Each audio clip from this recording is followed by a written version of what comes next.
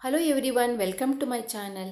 ಇವತ್ತು ನಾನು ಶ್ರಾವಣ ಮಾಸದಲ್ಲಿ 2ನೇ ಶುಕ್ರವಾರ ಮಾಡುವಂತಹ ವರಮಹಾಲಕ್ಷ್ಮಿ ವ್ರತದ ಕತೆ ಹೇಳ್ತಾ ಇದ್ದೇನೆ. ಶ್ರಾವಣ ಮಾಸದಲ್ಲಿ ಈ 4 ಶುಕ್ರವಾರದಲ್ಲಿ ಯಾವ ಶುಕ್ರವಾರ ಬೇಕಾದರೂ ನಾವು ವರಮಹಾಲಕ್ಷ್ಮಿ ಹಬ್ಬ ಮಾಡ್ಬೋದು.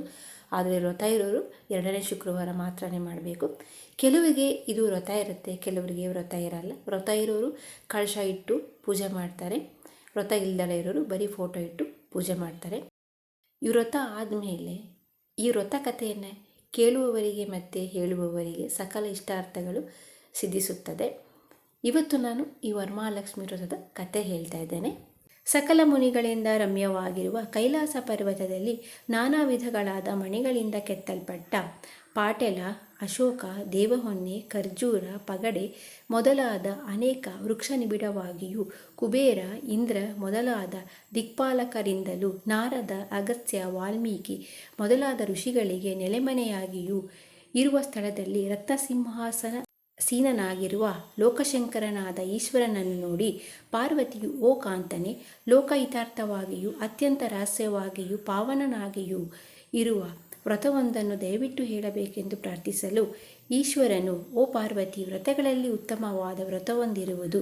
ಅದು ಸಕಲ ಸಂಪತ್ತುಗಳಿಗೆ ಮೂಲವಾಗಿಯೂ ಜಾಗ್ರತೆಯಾಗಿಯೂ ಪುತ್ರ ಪೌತ್ರ ಸುಖದಾಯಕವಾಗಿಯೂ ಇರುವುದು. ಈ ಪಾವನಕರವಾದ ವ್ರತಕ್ಕೆ ವರಲಕ್ಷ್ಮಿ ವ್ರತವೆಂದೇ ಹೆಸರು. ಶ್ರಾವಣ ಮಾಸದಲ್ಲಿ ಪೌರ್ಣಮಿಗೆ ಮೊದಲಾದ ಬರತಕ್ಕ ಶುಕ್ರವಾರದ ದಿನ ಈ ವ್ರತವನ್ನು ಆಚರಿಸಬೇಕು. ಎಲೈ ಪಾರ್ವತಿಯೇ, ಈ ವ್ರತವನ್ನು ಆಚರಿಸತಕ್ಕ ಅಂಗನೆಗೆ ಉಂಟಾಗುವ ಪುಣ್ಯ ಫಲಗಳನ್ನು ಹೇಳುವೆನು ಕೇಳು ಎಂದು ಹೇಳಲಾಗಿ ಪಾರ್ವತಿ ಮತ್ತೆ ಈಶ್ವರನನ್ನು ನೋಡಿ, ದೇವ, ಈ ವ್ರತವನ್ನು ಯಾವ ವಿಧಾನದಿಂದ ಮಾಡಬೇಕು? ಅದಕ್ಕೆ ದೇವತೆ ಯಾರು? ಇದಕ್ಕೆ ಮೊದಲು ಯಾರು ಈ ವರಮಹಾಲಕ್ಷ್ಮಿಯನ್ನು ಆರಾಧಿಸಿ ಸಂತೋಷವನ್ನು ಹೊಂದಿದರು ಎಂದು ಕೇಳಲಾಗಿ ಈಶ್ವರನು ಪಾರ್ವತಿಯೊಡನೆ ಹೇಳುತ್ತಾನೆ, ಪಾರ್ವತಿಯೇ, ಪಾವನವಾದ ವರಲಕ್ಷ್ಮಿ ವ್ರತದ ಪ್ರಭಾವವನ್ನು ಹೇಳುವೆನು ಕೇಳು.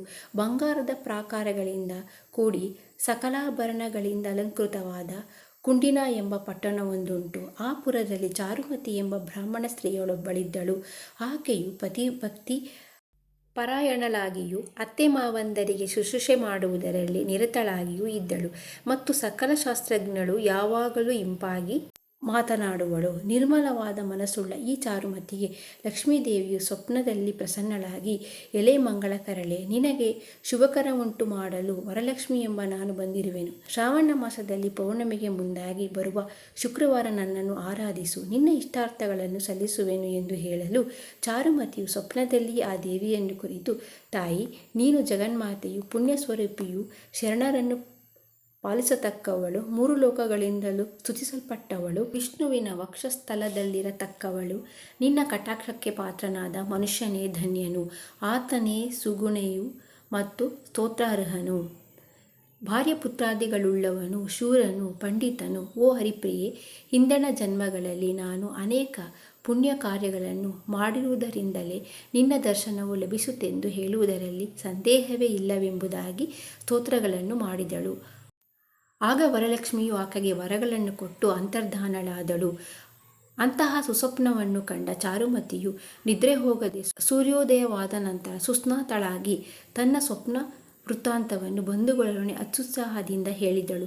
ಅವರೆಲ್ಲರೂ ಕೇಳಿ, ಅಮ್ಮ ಚಾರುಮತಿ, ನಿನ್ನ ಸ್ವಪ್ನವು ಬಹಳ ಶುಭಕರವಾದುದು, ನಾವುಗಳೆಲ್ಲರೂ ಈ ವ್ರತವನ್ನು ಆಚರಿಸೋಣ ಎಂದು ಹೇಳಿ, ಎಂದಿಗೆ ವರಲಕ್ಷ್ಮಿ ವ್ರತವು ಪ್ರಾಪ್ತವಾಗುವುದು ಎಂದು ಹಮೈ ಸುತ್ತಿರಲಾಗಿ ಶ್ರಾವಣ ಮಾಸದಲ್ಲಿ ವರಲಕ್ಷ್ಮಿ ವ್ರತದ ದಿನವು ಪ್ರಾಪ್ತವಾಯಿತು.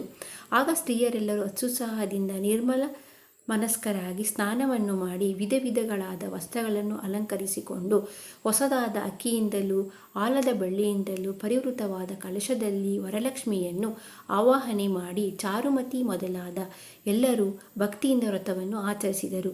ಪದ್ಮಾಸನೆ ಪದ್ಮಕರೆ ಎಂಬ ಶ್ಲೋಕವನ್ನು ಹೇಳಿ ವರಲಕ್ಷ್ಮಿಯನ್ನು ಆವಾಹನೆ ಮಾಡಿ ಕಲ್ಪೋಕ್ತ ಪ್ರಕಾರ ಅರ್ಚಿಸಿ ಬಲಹಸ್ತದಲ್ಲಿ ದಾರವನ್ನು ಕಟ್ಟಿಕೊಂಡು ತುಪ್ಪದಿಂದ ಮಾಡಿದ ಭಕ್ಷ್ಯಗಳನ್ನು ನಿವೇದನ ಮಾಡಿ ವೇದಶಾಸ್ತ್ರ ಪಾರಂಗತನಾದ ಒಬ್ಬ ಬ್ರಾಹ್ಮಣನಿಗೆ 12 ಭಕ್ಷ್ಯಗಳನ್ನು ದಕ್ಷಿಣೆ ತಾಂಬೂಲಗಳೊಡನೆ ಬಾಗಿನವಾಗಿ ಕೊಟ್ಟು ದೇವಿಯ ಸನ್ನಿಧಿಯಲ್ಲಿ ತಾವು ಮಾಡಿದ ಭಕ್ಷ್ಯಭೋಜ್ಯಾದಿಗಳನ್ನು ಭುಂಜಿಸಿದರು.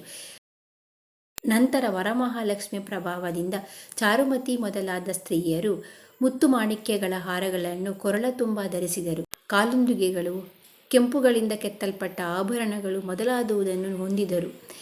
ಹೀಗೆ ಐಶ್ವರ್ಯ ಒಂದೇ ಅಲ್ಲದೆ ಪುತ್ರ ಪೌತ್ರಾದಿಗಳನ್ನು ಧನಧಾನ್ಯ ಸಮೃದ್ಧಿಯನ್ನು ಪಡೆದು ಸದಾಕಾಲದಲ್ಲಿಯೂ ಅನ್ನದಾನವನ್ನು ಮಾಡುವುದರಲ್ಲೂ ಬಂಧುಗಳನ್ನು ರಕ್ಷಿಸುವುದರಲ್ಲಿಯೂ ಅತ್ಯಂತ ಶ್ರದ್ಧೆಯುಳ್ಳವರಾಗಿ ಚತುರಂಗ ಬಲಯುತವಾದ ತಮ್ಮ ಮನೆಯಲ್ಲಿ ಸುಖವಾಗಿದ್ದರು.